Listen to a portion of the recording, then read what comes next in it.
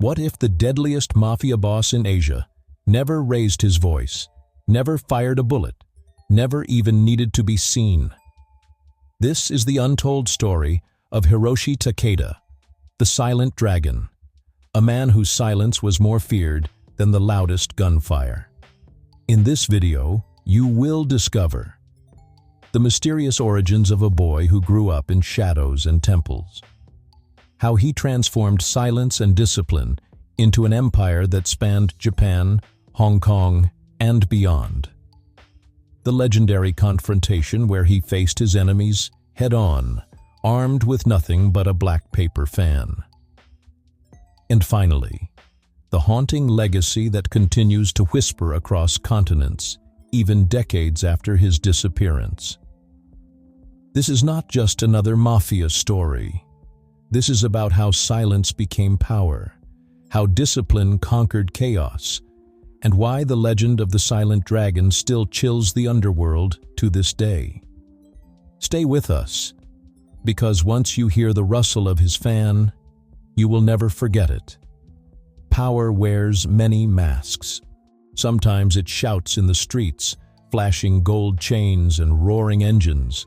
Sometimes it hides in the smoke of crowded back rooms where deals are sealed with whiskey and lies. And sometimes it wears no mask at all, because it doesn't need one. It is simply there, quiet, unyielding, undeniable. In the underworld of Japan, where loyalty is bound in ink and blood, and silence weighs heavier than steel, there exists a name spoken only in whispers: Hiroshi Takeda. To his people, he is known not as a man, but as a force of nature. They call him the Silent Dragon. Why a dragon? Not because he breathed fire or soared above the mountains, but because his presence was as ancient, as inevitable, and as feared as the creatures of legend. Dragons do not roar to prove they are dragons. They only open their eyes, and the world trembles. Takeda understood this truth better than anyone.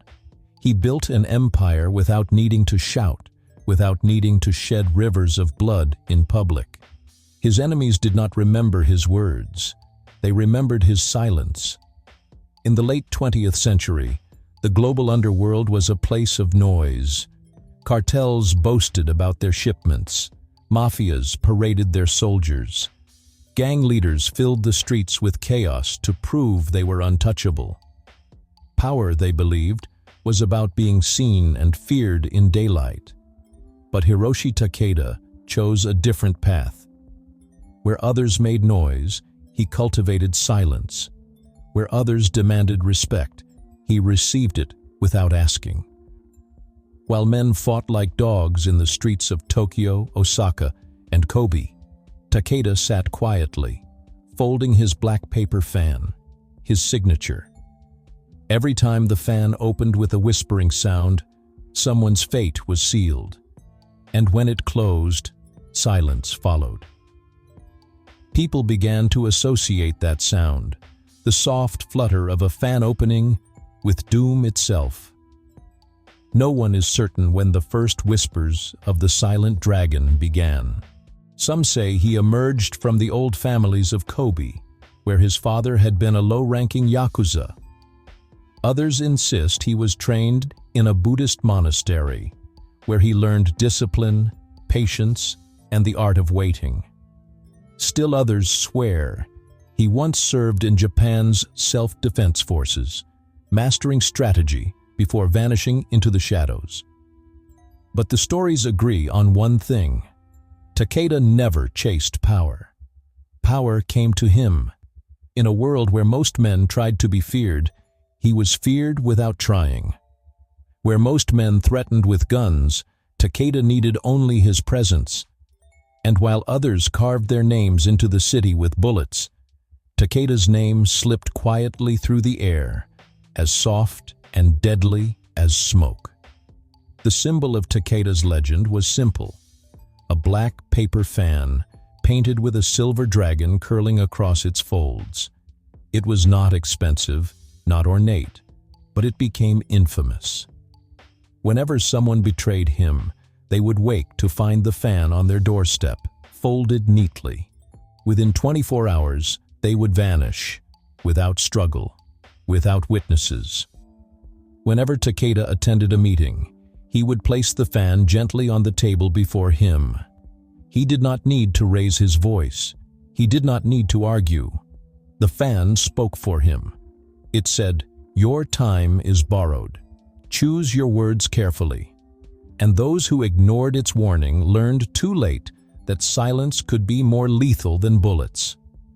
What made Takeda different from the noisy bosses of his era was not just his tactics, but his philosophy.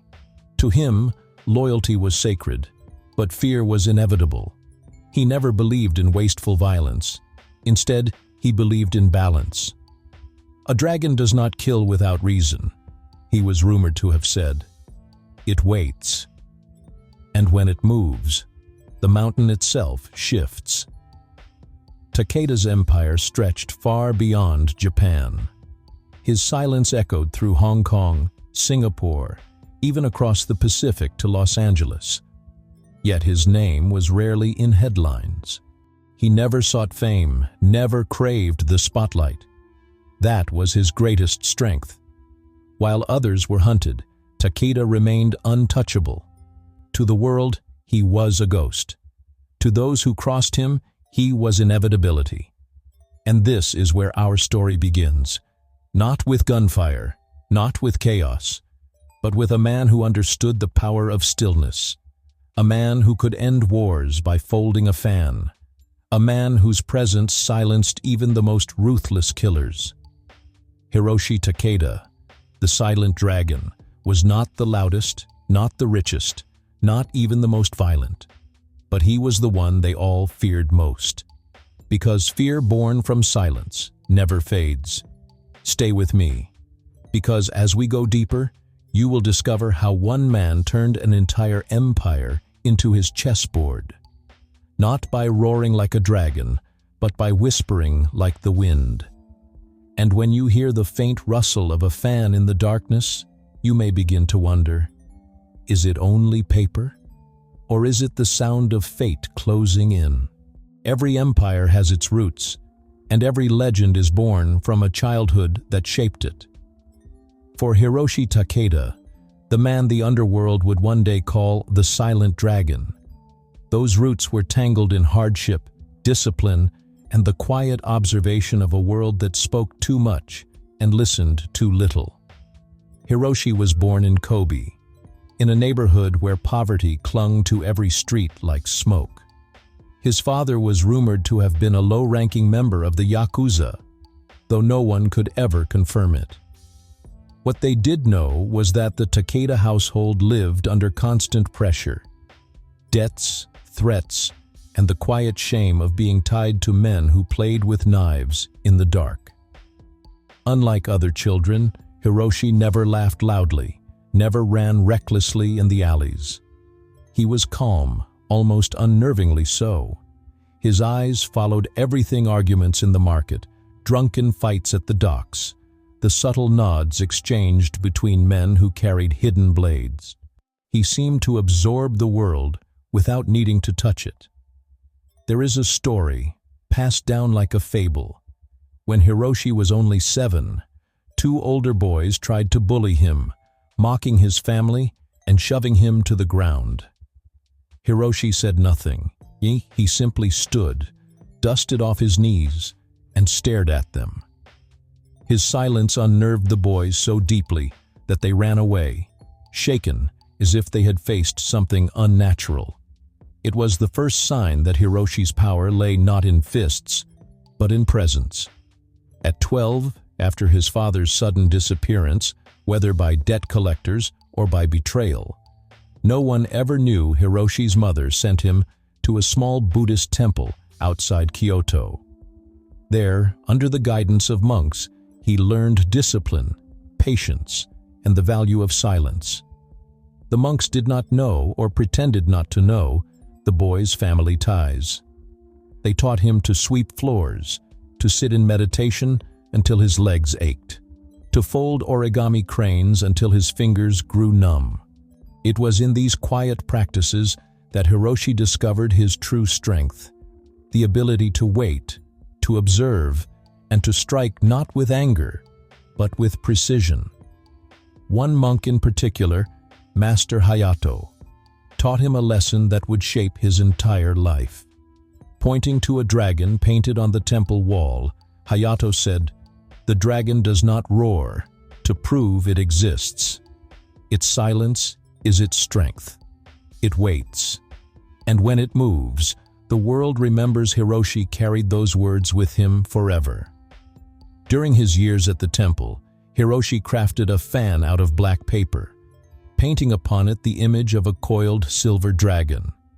To the monks, it was a simple exercise in calligraphy and symbolism. To Hiroshi, it became something more, a reminder that silence, when folded and unfolded with purpose, could become a weapon. He carried that fan everywhere, not as a toy, not even as a tool, but as a symbol. When he opened it, it meant he had chosen to act. When he closed it, the moment was finished. For him, the fan was not decoration, it was judgment. By the time Hiroshi returned to Kobe as a teenager, the city had changed, and so had he. The streets were louder, the gangs more reckless, the underworld filled with young men eager to prove themselves with fists and blades. But Hiroshi did not fight like them.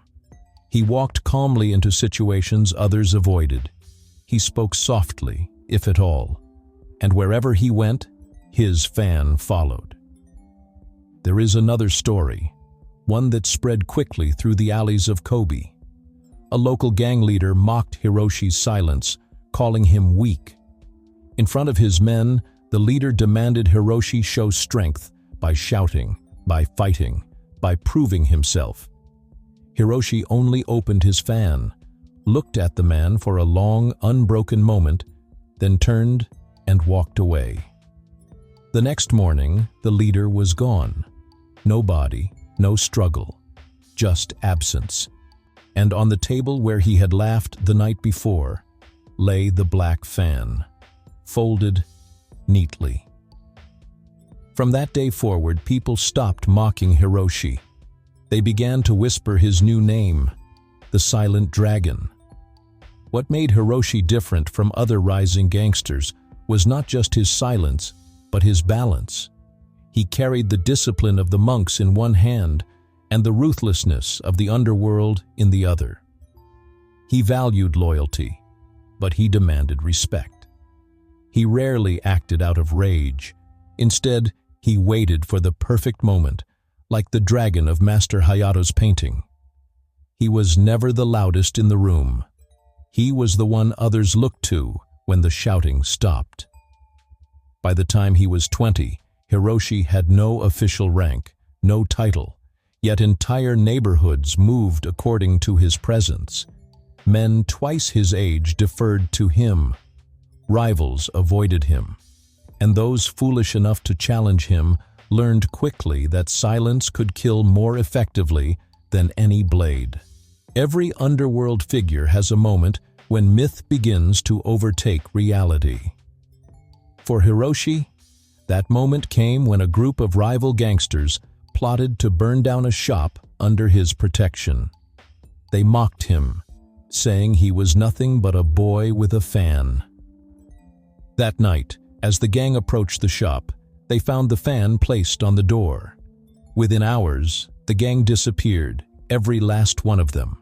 No witnesses, no evidence, no answers, only silence. The legend of the Silent Dragon had been born. Hiroshi Takeda's origins were not written in glory or violence, but in discipline, patience, and the understanding that true power does not need to shout. By the time he stepped fully into the underworld, he was not just another gangster. He was inevitability wrapped in silence, a dragon that did not roar, but still made the world tremble. And this was only the beginning. An empire can be built on fear on blood, or on gold. But Hiroshi Takeda built his empire on something rarer, something infinitely stronger: discipline. Where other bosses demanded loyalty with threats, Takeda inspired it with presence. Where others controlled with noise, Takeda ruled with silence. By his 30s, the boy from Kobe, who once carried a paper fan, had become a figure the underworld both feared and admired. His rise was not explosive, not loud. It was steady, deliberate, inevitable, like the slow, powerful unfurling of a dragon's wings. Takeda's empire began with a simple code, known to his followers as the Law of the Fan. It was never written down, never spoken in full, but everyone understood it. One silence above all. No one speaks of what they see. No one repeats what they hear. Words are noise, and noise is weakness. 2. Discipline is survival. Every action must be precise, measured, necessary. Waste is death. 3. Loyalty is not asked. It is assumed. Betrayal is not punished with anger, but with inevitability. The black fan itself became a symbol of this law. When Takeda entered a meeting, he would place it gently on the table. The meaning was unmistakable. The fan was open, but the moment for words was closed. Men who had shouted seconds before would fall silent, as though their throats had been bound. And when the fan appeared unannounced, on a doorstep, on a desk, on a pillow, the message was clear. Time had run out. Unlike the brash Yakuza clans that splashed blood across the streets of Tokyo, Takeda expanded quietly. He didn't conquer neighborhoods with armies of men. He absorbed them through discipline. In Osaka, he offered protection not through violence, but through reliability. Deliveries arrived on time. Payments were handled fairly. Businesses under his shadow found themselves thriving, not suffering. In Kobe, he built networks of dock workers who moved shipments with military precision. No noise, no mistakes, no witnesses. Even Hong Kong syndicates, notoriously loud and ruthless, found themselves bending to his rhythm. They learned that working with Takeda meant predictability, and in the chaos of the underworld, predictability was priceless. By the early 1990s, whispers claimed Takeda's reach extended as far as Singapore, Manila, and even Los Angeles. Yet strangely, his name never made headlines. Police reports rarely mentioned him. Rivals struggled to prove he even existed. That was the genius of his empire. It wasn't built on spectacle, but on order. Takeda did not rule with cruelty. He ruled with inevitability. His men were not motivated by terror of what he might do to them, but by the certainty that his discipline left no room for failure. A soldier who stole wasn't beaten publicly. He was simply gone the next day. A captain who spoke too loudly was not humiliated. He was erased, leaving only the whisper of a fan closing. The effect was profound. Takeda's men became the most disciplined in the underworld. They dressed simply, spoke rarely, moved with precision. To outsiders, they seemed almost monk-like. To insiders, they were the embodiment of fear, calm, silent, unflinching.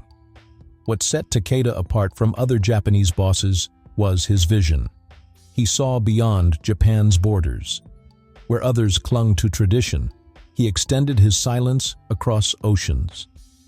In Los Angeles, Japanese businessmen mysteriously received protection they never requested, yet always paid for. In Singapore, shipments moved flawlessly under his unseen guidance. In Hong Kong, entire triad operations collapsed overnight after a fan appeared in their meeting halls. Takeda never left Japan often, but his silence traveled for him. The discipline he instilled in his men carried across borders like an invisible wind. Rivals who dismissed him as a local boss soon discovered that his silence could reach them even thousands of miles away.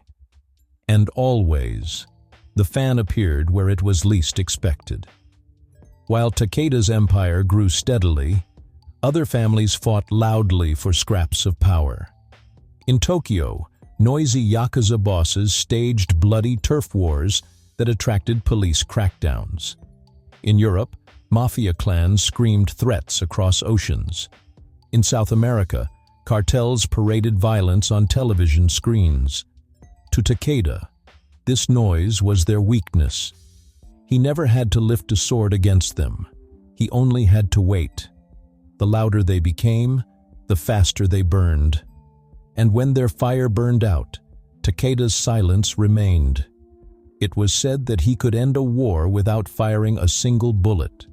All he needed to do was send a fan to the right person at the right time. By the time Takeda was 40, the Silent Dragon was no longer just a man. It was a system. His network stretched from Japan to Asia Pacific and beyond. His men acted not out of desperation, but out of discipline. His rivals feared not what he might do, but the inevitability of what would happen if they ignored him. Unlike empires built on chaos, Takeda's empire didn't crumble under pressure. It was stable, like the coiled body of a dragon waiting patiently in the dark. And everyone knew, when the dragon moved, it wouldn't miss. Hiroshi Takeda's empire wasn't of violence, not of riches, not even of loyalty. It was an empire of discipline, built on silence, maintained by inevitability, and feared across oceans. And yet, as powerful as his silence was, the world would eventually demand to see the dragon awake. The day would come when Takeda could no longer remain in shadows, when the Silent Dragon would face those bold enough or foolish enough to confront him. For years, Hiroshi Takeda had ruled from the shadows. His presence was felt, not seen. His enemies vanished before ever glimpsing his face. His empire grew, steady as the heartbeat of time itself. But no empire, no matter how disciplined, can remain invisible forever. The day came when his rivals, loud men intoxicated by their own noise, decided that silence was weakness. They believed that the dragon was nothing more than a myth, a ghost conjured by fear. And so, they gathered, not in Japan, but in Hong Kong, the beating heart of Asia's underworld. It was a council of arrogance. Around a long lacquered table sat bosses from the triads, emissaries from cartels, even a representative from the Russian syndicates. They smoked, they drank, they laughed. They spoke of Hiroshi Takeda as though he were already dead. "He hides in shadows because he has no teeth," one triad leader sneered. "His silence is a mask for weakness," said another. "Tonight, we end the legend of the Silent Dragon." But legends are not so easily ended. The meeting was halfway through when the doors to the chamber slid open. No guards announced him. No soldiers followed. A single man entered, dressed in a simple black suit, his silver hair gleaming faintly under the golden lights. In his hand, he carried a black paper fan painted with a silver dragon. The room fell silent before anyone realized why. Hiroshi Takeda, the Silent Dragon, had arrived. He did not bow. He did not smile. He simply walked to the far end of the table, opened his fan with a whispering sound that seemed to slice through the air, and placed it gently on the table before him. Then he sat. "Continue," he said softly. No one spoke. The men who had been roaring seconds before now stared at their drinks, their cigars, their trembling hands. Even the Russian, who prided himself on being unshaken, found his mouth dry. The air itself seemed heavy, as though the dragon's wings had filled the room. Finally, one triad leader slammed his fist on the table, forcing courage into his voice. "You think a fan frightens us? You think silence is power? We have guns, ships, armies. You are just one man." Takeda looked at him, calm, unblinking. Then he closed the fan with a sharp snap. The sound echoed like a verdict. "You are already dead," he said quietly. The words were not shouted. They were not even cruel. They were delivered with such certainty that the man's face went pale. He reached for his glass, his hands shaking, and spilled wine across the table. No one moved to help him. Takeda leaned forward, his voice still calm, almost gentle. "You mistake chaos for strength. You mistake fear for respect. But respect cannot be shouted into existence. It must be earned, with patience, with discipline. You are loud because you are weak. You make noise because you fear silence." He opened the fan again, slowly, deliberately. "My silence is not weakness. My silence is law. And tonight, you will learn it." What happened next was not recorded in any police file. No newspapers carried the story. But those who were there spoke of it in whispers for years to come. The lights flickered. Doors that had been guarded stood open. Outside, the sound of footsteps vanished. Entire entourages, guards, drivers, assistants were gone. The bosses realized, with growing dread, that they were alone. Takeda hadn't come with an army. He did not need one. His discipline had already placed every piece on the board before he ever entered the room. As he sat, calm and unmoving, one by one the bosses understood. Their empires had already been dismantled, their shipments seized, their accounts frozen, their soldiers gone. The dragon had moved long before they realized it, and the fan on the table was not a threat. It was a sentence. No shots were fired, no blood was spilled. The confrontation ended as it had begun, with silence. One by one, the bosses lowered their eyes. The triad leader who had mocked Takeda earlier excused himself, his voice trembling, and never returned to Hong Kong. The Russian bowed his head, something he had sworn he would never do. And the cartel emissary sent word to his masters that the silent dragon was not a man to be opposed. Takeda rose slowly, folded his fan, and walked out without another word. No one dared stop him. No one even dared breathe until the door closed behind him. The following weeks confirmed what those men had felt that night. Entire operations collapsed without warning. Ships vanished at sea. Warehouses stood empty. Soldiers who once pledged loyalty to rivals now stood quietly under Takeda's shadow. The bosses who had once mocked his silence retreated, diminished, broken. None of them spoke of that night publicly. Some disappeared altogether. Others lived quietly, never daring to raise their voices again. And Hiroshi Takeda returned to Japan, his fan folded neatly in his pocket, as though nothing had happened. The confrontation of Hong Kong was not a battle. It was not even a negotiation. It was a revelation. The silent dragon had shown the world that noise fades, but discipline endures. He had proven that true power doesn't roar. It waits, it watches, it acts when the time is right. And in that silence, every man who faced him understood a truth they would carry until their dying day. You do not defeat a dragon. You only survive its gaze if it allows you to. Legends do not end when men disappear. They echo, they mutate, they outlive the bodies that first gave them form. And so it was with Hiroshi Takeda, the man the underworld knew as the Silent Dragon. No one truly knows when or if he died. Some say he passed quietly in his sleep, a fan folded neatly beside him. Others insist he vanished one evening from a Kyoto garden, walking into the mist and never returning.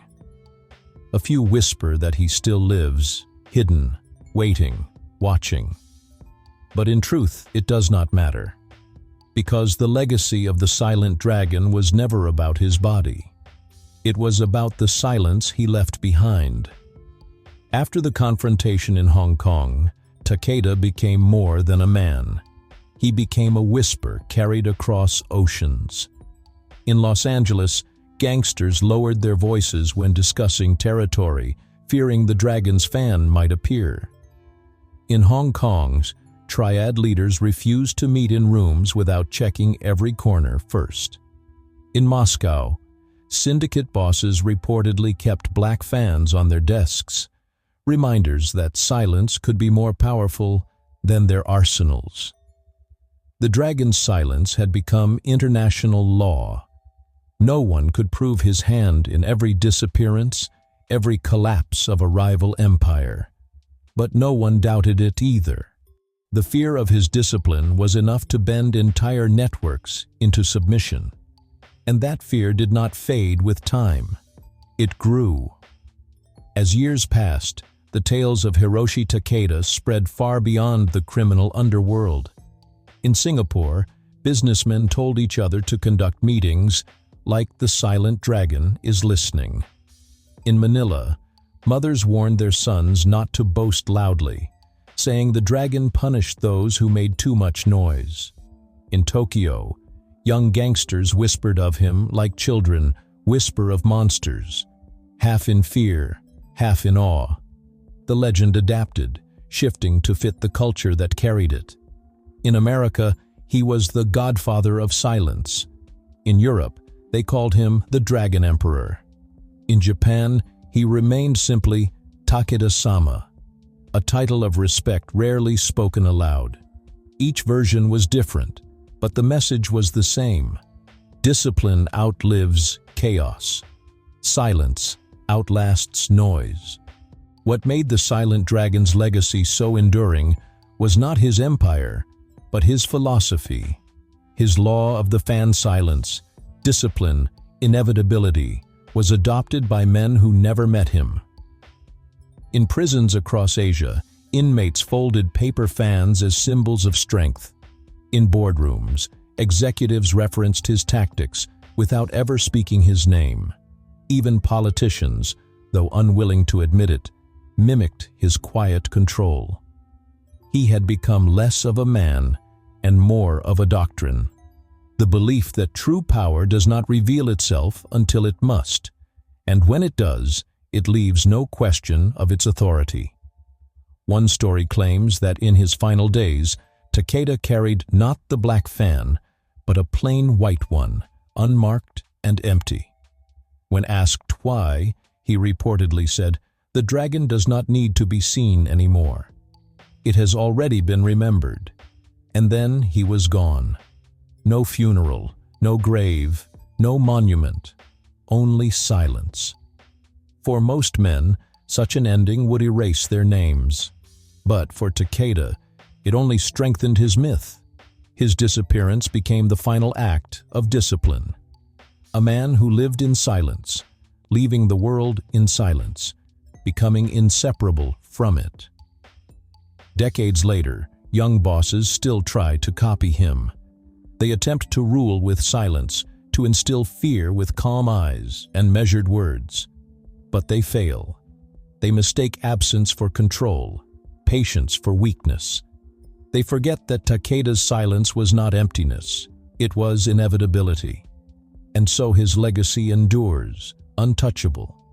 Not in the empires he built, which faded as all empires do, but in the discipline he left behind.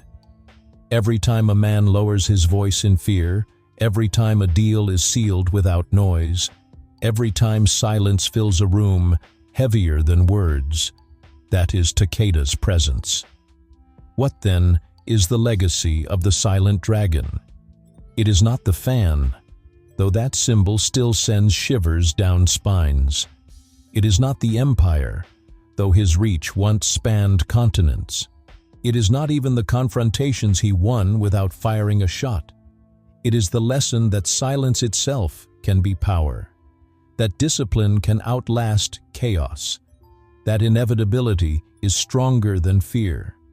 Takeda proved that true strength does not come from noise, from wealth, from weapons. It comes from the ability to wait, to choose the perfect moment, to move so decisively that the world cannot resist. And perhaps that is why his legend still endures. Because in a world that never stops shouting, the memory of a man who ruled through silence feels almost divine. Even now, in dark rooms where deals are made, when conversations grow too loud, someone will inevitably raise a hand and say, "Remember the silent dragon." And suddenly, the voices lower. The noise fades. Silence returns. Because somewhere, deep inside, they all believe that Hiroshi Takeda is still watching. That the rustle of a fan in the dark might not be the wind. That the dragon never truly left. And perhaps in some way, they are right. For silence, once it takes root, never truly dies. And so, the legend of Hiroshi Takeda, the silent dragon, remains. His empire may have vanished, his body may be gone, but his silence still rules. Every lowered voice in a dark room, every deal sealed without words, every pause heavy with fear, that is his legacy. But his story is not just about crime or fear. It is about us, about the choices we make when no one is watching, about the strength to wait, the courage to stay disciplined, the power to control ourselves when the world is loud. Perhaps the dragon's greatest lesson is not for the underworld, but for all of us. That silence can heal as much as it can terrify, that patience can build as much as it can destroy, and that true strength is never in noise, it is in control. So tonight, ask yourself, what will your silence mean?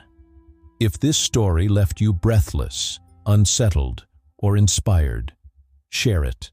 Let others hear the whisper of the silent dragon.